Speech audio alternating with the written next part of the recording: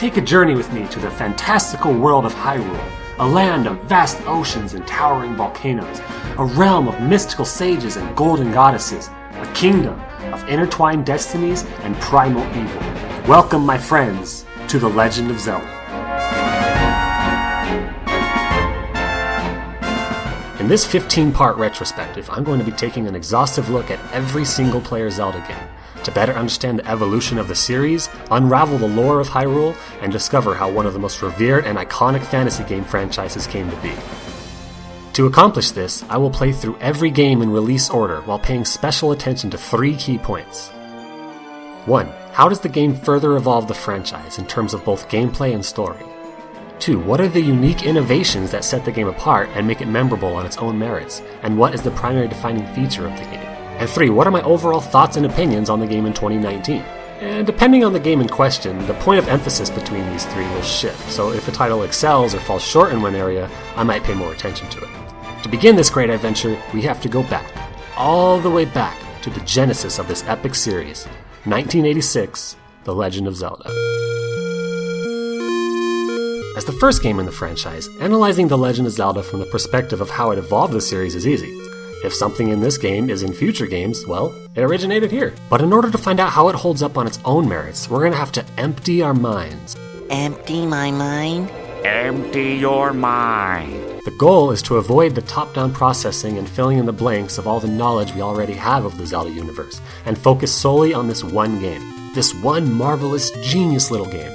So, imagine for a second that you've never played a single Zelda game, or any action-adventure game whatsoever, and we're going to go back and play through the original Legend of Zelda game completely blind. What would it be like? How well would it hold up? And how long could it keep us interested? In an effort to make this thought experiment a reality, I enlisted the help of friend and roommate Devin. Not only has Devin never played a Zelda game in his life, his exposure to video games is very limited, and his interest in them minuscule. But as little more than a favor to me, Devin agrees to play the original Legend of Zelda for an hour so I can watch the game being played from the perspective of someone with zero knowledge of old school NES games or any idea of how Zelda works or even what type of game it is. And a surprising thing ends up happening. Many of my preconceptions about Zelda 1 wound up flipped on their heads. Despite growing up with the game, I had generally thought of Zelda 1 as being, while a very fun experience, also archaic and kind of poorly designed, and the notion of being able to complete it without a guide or my level of knowledge was laughable.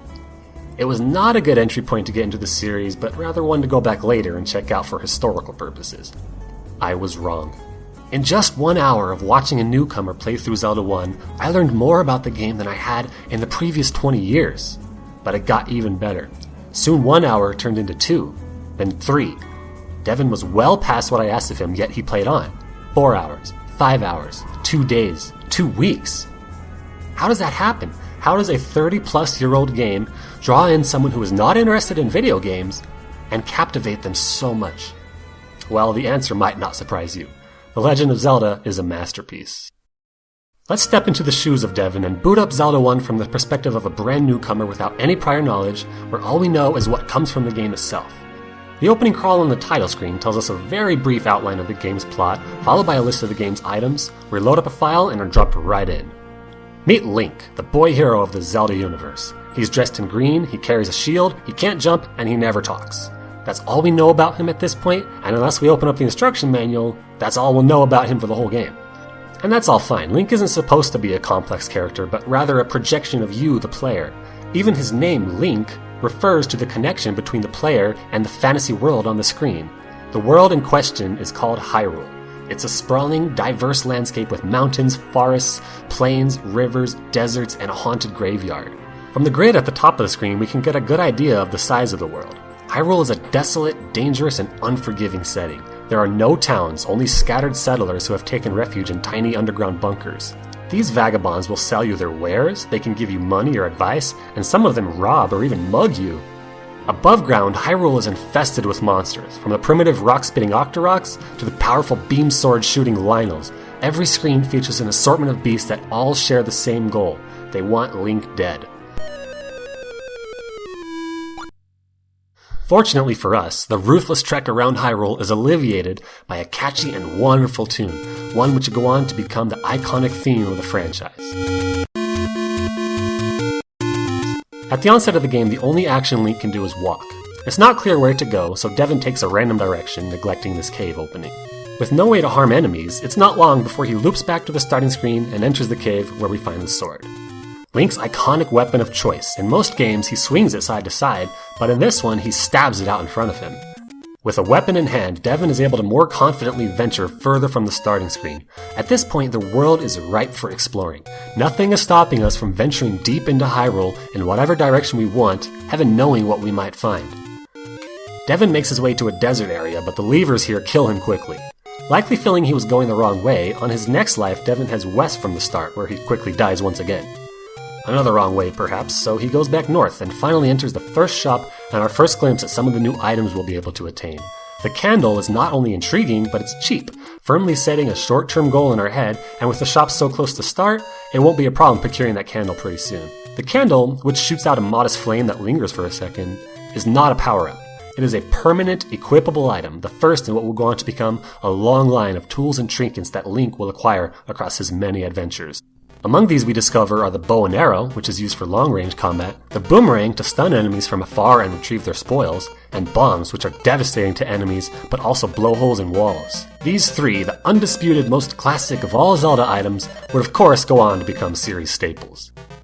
Other items include the magic wand, a long-range weapon with no ammo limit, and a magic recorder which can warp Link around the overworld. There's also upgrades that Link can find too, such as the blue ring for extra defense, 2 different sword upgrades, a larger shield, and an increase in the capacity of bombs he can carry. Link can only hold 8 bombs to start, a number which you can double by the end of the game, but bombs are so scarce and so valuable that these numbers can seem far too stingy.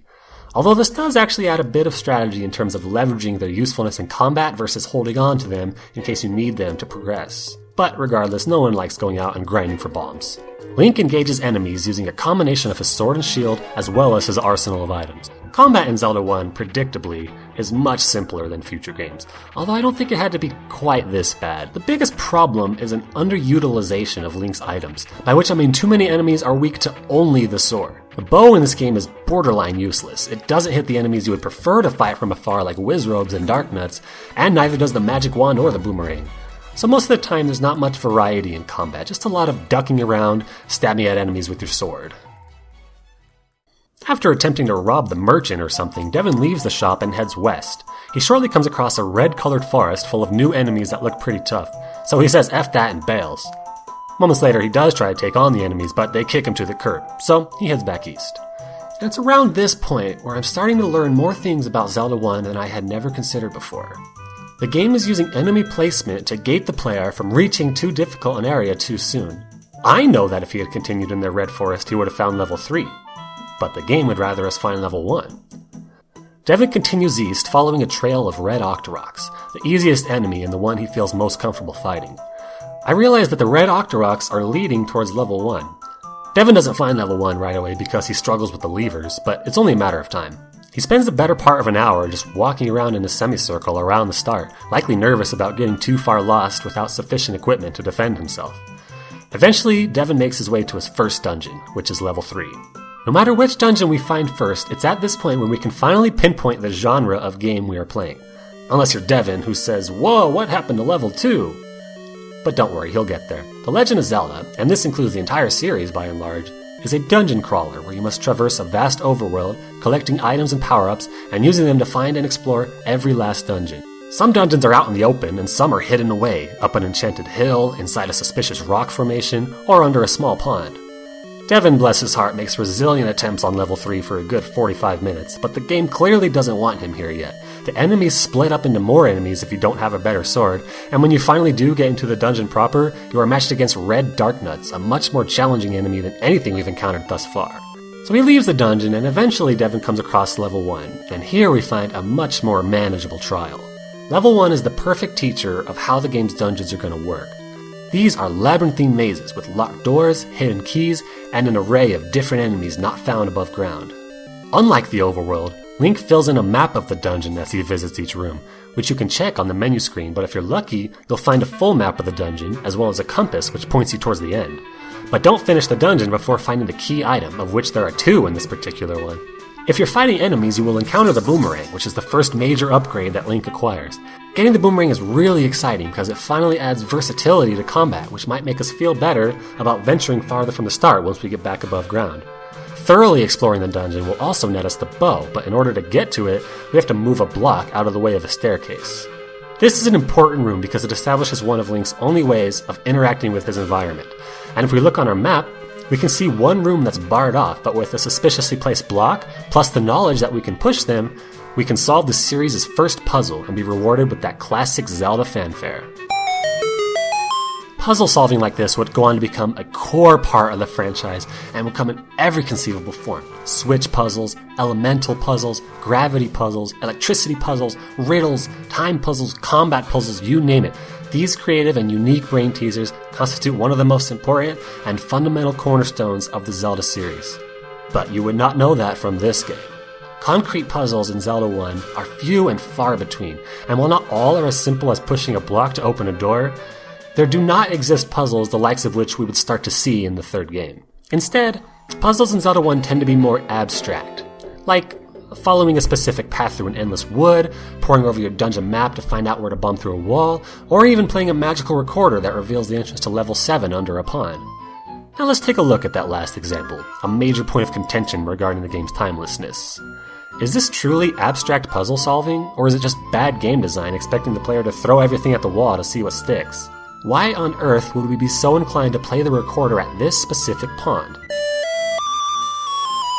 Before answering this question, let's check in on Devin finishing up level 1. At the end of the dungeon, of course, we have to fight a boss, in this case the green dragon Aquamentus. He's a pushover, but when you consider the long line of gigantic and chaotic boss monsters that we would go on to see in the future of the series, you gotta have respect for the OG.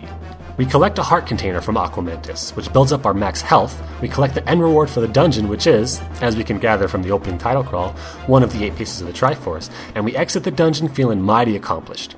Now let's recap so far.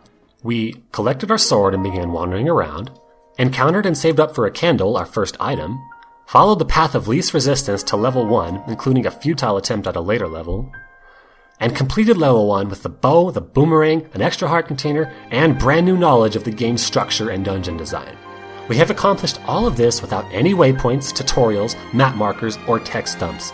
The game has wordlessly guided us along to this point, and it will continue to do so, as if the world itself is rooting for Link and helping him along. It's the same brilliant game design that we see in Super Metroid, a game so well designed it has literal essays written about it. This, my friends, is what makes Zelda 1 so good. And it's why I never noticed its brilliance before, because I just ho-hummed to every single power-up from the get-go and beasted the dungeons in whatever order I felt like. But no, as it turns out, there's intricacies at play here, method to the madness, and some truly intelligent game design. But the cynics out there are saying, yes, the game guides you to the first few dungeons just fine, but later on, the game gets too cryptic and impossible to solve without outside help. But I can confidently declare them wrong, because I watched it happen. I didn't guide Devin through Zelda 1. Every single dungeon he found on his own. The game tells you everything you need to know, whether through direct hints or more subtle clues, relying on the player's observational skills, or both of these together. For example, when Devin wandered into the fairy pond where level 7 is hidden, he said, "Where are you, fairy?" And then later on he encounters this guy, who says that there are secrets where fairies don't live. Devin immediately understands the hint, and when he returns to the pond, he spends a good long time exhausting every option. He even considers buying bait to try and lure the fairy out. But since he knew exactly where he needed to be, and with only X amount of options available, it's only a matter of time before he figures it out, and lo and behold, he did. So don't tell me that it's impossible to find level 7 when I saw it with my own eyes. The key to making it through Zelda 1 is patience, observation, and critical thinking. If you suck at those, then you're going to make erroneous claims like level 7 is unfindable. Let's look at another example. Sometimes in dungeons you can blow holes in the walls using bombs, which in the early game is useful for shortcuts, but in later dungeons is necessary to progress. The game of course doesn't tell you that you can bomb walls, but it teaches you. In level 5 you will find yourself locked in a room with no way out. But you are handed some bombs, and as long as you trust the developers that they would have noticed this blatantly broken dungeon, it's a near certainty that you will come up with the solution. And with that knowledge in hand, we can try bombing walls in the overworld too, and this is how we find level 9. And it's not like level 9 is behind some random wall, it's in a suspicious pair of rocks. And similarly, level 8 is under a very suspicious bush. Both perfectly solvable. There's no need to burn every bush and bomb every random wall. Although, littered throughout Hyrule, there are tons of secrets behind random walls and under random bushes. Shigeru Miyamoto, the creator of Zelda and designer of the original game, intended Zelda 1 to be the kind of game where kids would share their secrets and discoveries with each other on the bus or on the playground the next day. It's a charming notion and it's always great discovering secrets, but none of these are required to beat the game.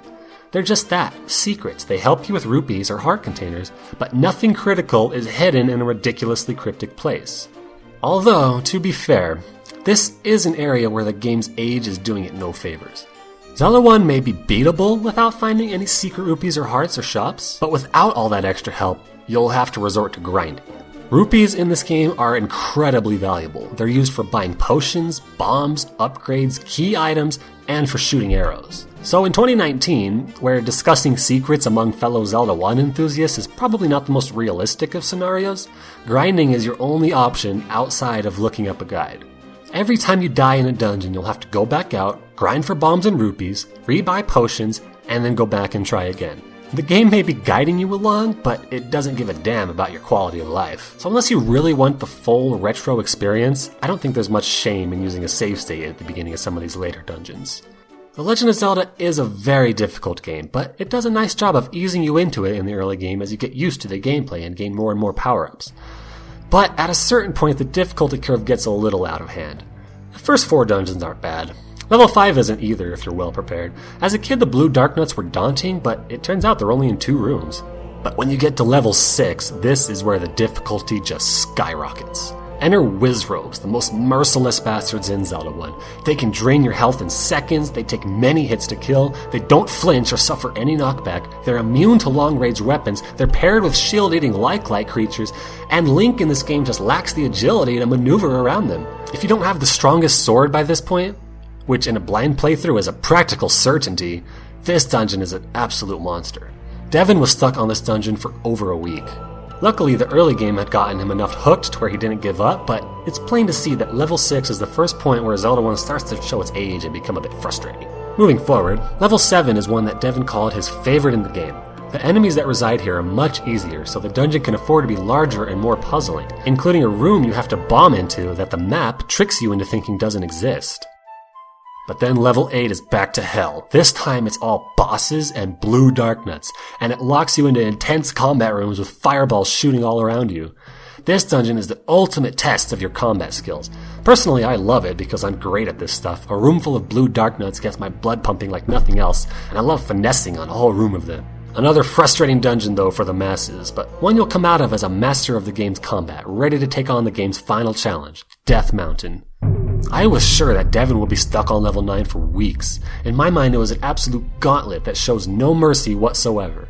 As a kid, I was so intimidated by this place that I would always strictly follow a guide. But watching Devin solve it piece by piece, I realized it's actually kind of a great dungeon. It does feature Wizrobes, but they're much more sparse than I remember. In fact, most of the rooms are actually filled with much easier enemies, and it's another giant maze that you have to solve and figure out. What's unique about this dungeon is that you will never happen upon the map, not unless you're bombing at random. But as you explore the dungeon, you'll fill out your own map, and if you study it, you'll realize that the dungeon is symmetrical, and there's this whole little strip on the right side with no way in. So with that information, you can find the right place to bomb and retrieve the map and the red ring. Let's step back and look at the design and structure of the game's dungeons in contrast to what they would eventually become. At its simplest, a Zelda dungeon is a maze of rooms with hidden keys to find unlocked doors. Every dungeon has a map, a compass, an item, and a boss. In Zelda 1, the dungeon maps are incredibly useful, but unfortunately we would see their usefulness fade away as the series progresses. The compass points out where to go to find the boss, which I've always found a bit useless because my nature is to fully explore every room anyway. But in contrast to future Zelda games, where the compass would also point out chests and keys, I think the compass in Zelda 1 might actually be more of a problem than a help. By pointing the player to the end of the dungeon, they might beeline to the boss and not realize that they missed an important item. And who knows at what point they will notice that every dungeon has an item, because none of the dungeons require you to pick up the item. If you are unfortunate enough to make it out of level 3 without the raft, you might be stuck for a very long time. Similarly, some dungeons have a second item that you might have no idea about, like the aforementioned level 1. And if you've already gotten the item and the map and the compass, there's not too much incentive to stay in the dungeon and keep exploring. I think the game could have done a better job of teaching you the structure of dungeons. One other major difference from future Zelda dungeons are the function of small keys. In Zelda 1, any key works on any lock in any dungeon. This sort of makes the dungeons feel a little less isolated from the overworld, since you might be entering and exiting them more freely to find keys or grind for rupees. In future games, dungeons are all extremely self-contained affairs. Each one has just enough keys to solve it, and you need all of them. It ends up helping the pacing and structure of the dungeons quite a bit, and they will go on to become some of the most memorable parts of the series, with intricate puzzles, creative mechanics, and unique themes. But all of the dungeons in Zelda 1 are kind of the same deal. For instance, when Devin encounters the first dark room in level 4, he said, "I need to turn on the lights in this level." He's looking for an overarching puzzle motif, but no, we're not quite there yet, my friend. And speaking of dark rooms, this shit gets ridiculous. Like, the puzzle is to use the candle to start a fire and light up the room, which is neat, but every dungeon continues having dark rooms. Like, okay, I got it, I solved it. Stop making me pause the game every minute to pull out a candle. It's fucking stupid. Let's check in on Devin, who has been at it in level 9 for a couple of days. Oh good, he's almost to Ganon. Ah, but does he have the silver arrows? No, he does not. So now he's gonna find himself locked in a room with no way out, fighting a boss he can't kill. Locking you into a room with a boss you potentially can't kill is a pretty egregious oversight that this series would somehow take 4 fucking games to get right. Anyways, Ganon isn't much of a character in Zelda 1. In fact, from this game alone, you'll only know him as Prince Darkness, and likely be surprised to find out he's a blue big monster. Ganon kills Devin, of course, but Devin persists. After another week on level 9, he finally finds the silver arrows and makes his way back to Ganon for a rematch. Now my moment has finally come. Brace yourself, Ganon, for the sting of my revenge! With the silver arrow in hand, we can finally deliver the decisive blow to Ganon. Hyrule is saved. But instead of getting a thumbs up from the princess, we're told that another quest will start from here. This entirely optional second quest features the same overworld, but all of the secret cave entrances have been changed, dungeon locations changed, and the dungeons themselves are completely redesigned. In my opinion, this is a really neat bonus that adds some fun replay value, but be warned, the second quest isn't exactly an archetype of good game design. In fact, it seems to be intentionally designed to be as ridiculous and cryptic as possible. Now you really do have to bomb every wall and burn every bush. I mean, look at where level 8 is hidden, that's just goddamn ridiculous. The first quest may not have cared for your quality of life, but the second quest is intent on extinguishing it. In the second dungeon, you have to walk through a wall by pressing down on it for no reason, with nothing telling you that this is possible. But again, it's just a bonus, so despite the suspicious game design, I think the second quest is nothing but a positive addition, and I find the more challenging dungeons to be a lot of fun. Except for level 3, which is the laziest dungeon in Zelda history. But level 9 in the second quest is the game's best dungeon, because it's the only one that features a sort of central puzzle that you have to figure out and solve. The interior rooms just loop around each other in a dead end, so you have to skirt around the outside and study your map closely to avoid one-way doors back to the middle. The actual map is not helpful at all because it's found at the very end of the dungeon, and in a ridiculous but somewhat humorous design choice, the game intentionally leads you into Ganon's room before finding the silver arrows. But nevertheless, we find the silver arrow, defeat Ganon a second time, and Zelda crowns us the hero of Hyrule. Roll credits. The finale of the game is overall satisfying. Level 9 has a unique, foreboding tune, it's challenging but navigable, and it's great seeing Link all decked out in red with full hearts and mad skills. The problem, I think, is a lack of tension, and this stems from the lack of plot. Ganon is a nothing character in this game. He's not built up at all, and yet he's still underwhelming, and there's no emotion in the resolution. Finales in this series are usually pretty great about building suspense and evoking emotion, and it's pretty noticeable to have one that doesn't make me feel anything. Plot is hard to come by in Zelda 1. In fact, you won't learn anything from the game itself beyond the short synopsis in the title call. Later Zelda games will become more and more story-focused, with expansive and compelling narratives that unravel over the course of the adventure. But when looking for plot in Zelda 1, you'll have to consult outside resources, such as the instruction book, where we finally learn a little bit about Link, Zelda, Ganon, and the Triforce. The Triforce was a legendary relic, a golden set of triangles known to have mystical powers. One day, Ganon, still known only as Prince Darkness, invaded the land of Hyrule with his goons and stole one of the pieces of the Triforce. Princess Zelda held another piece, and in an effort to prevent Ganon from securing that one as well, shattered the piece and hid the fragments all throughout Hyrule. Then dispatched her attendant Impa, a character who never shows up in the game, to go and find a man with enough courage to take on Ganon and save the Triforce. This really pissed Ganon off, so he kidnaps Zelda and locks her away in Death Mountain.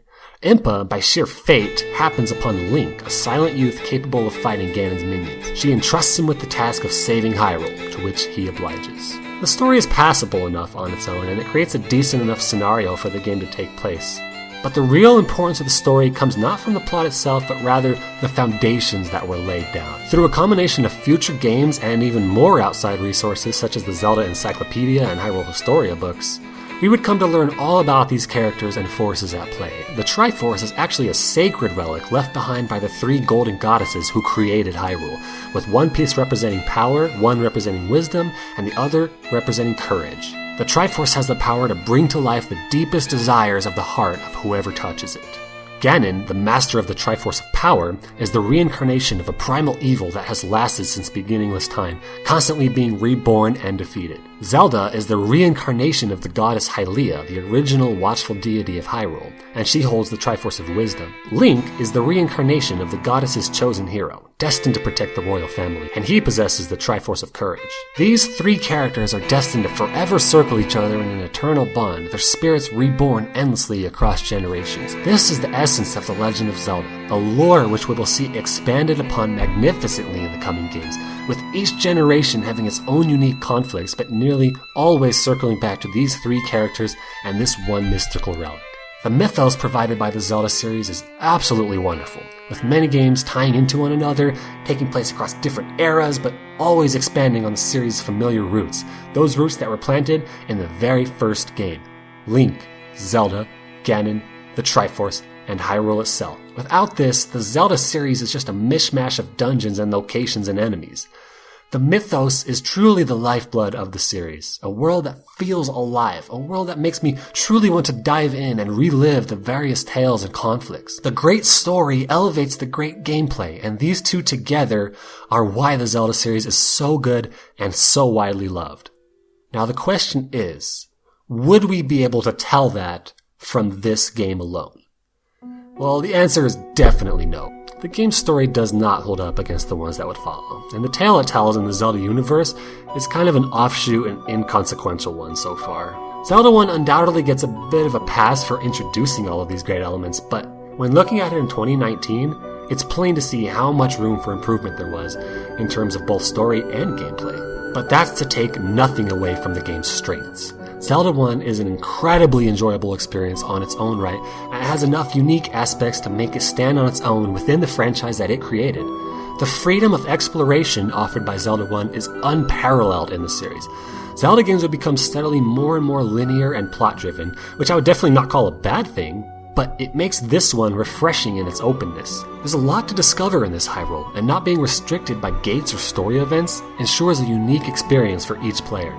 And there's something to be said for the game's simplicity. I can't really explain why, but something about Zelda 1's gridlocked hit-and-run combat style is just endlessly fun to me, and I love the look of the game as well, with its charming 8-bit aesthetics. The desolate Hyrule gives the game a unique feel and setting, discovering hidden secrets is satisfying, the people hiding out in caves are charming and memorable. All this combines for a game that is much, much more than just the construction of the Zelda skeleton. But what ultimately shines through as the game's best defining element is the intelligent game design. Never again in the series would we see this level of subtlety and pacing. Never would we see another game that guides us through its convoluted world in a meaningful way. Never again would our observational skills and critical thinking be called upon to this extent. This is what makes The Legend of Zelda a fantastic game, and spawning one of the most beloved media franchises of all time just elevates it further. The fact that it stands the test of time and is as captivating in 2019 as it was in 1986 speaks more for the game's greatness than I could in 100 essays. Long live The Legend of Zelda.